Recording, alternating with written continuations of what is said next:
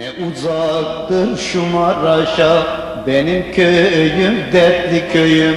Yol bitmiyor koşa koşa, yol bitmiyor koşa koşa. Eyvah köyüm dertli köyüm, aman aman yiğit köyüm.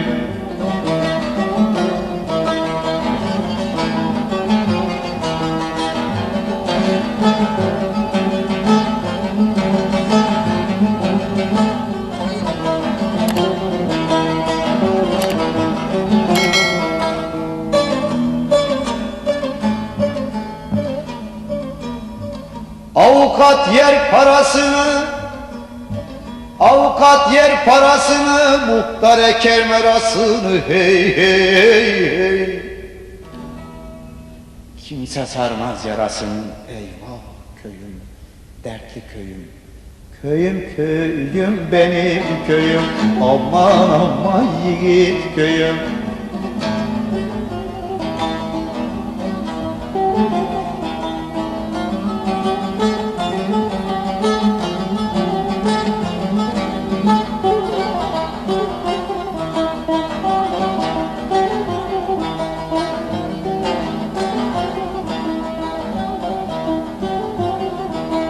Avratları odun çeker, ah eder bağrını yakar.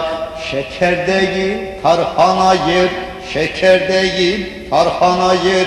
Eyvah köyüm benim köyüm, aman aman yiğit köyüm.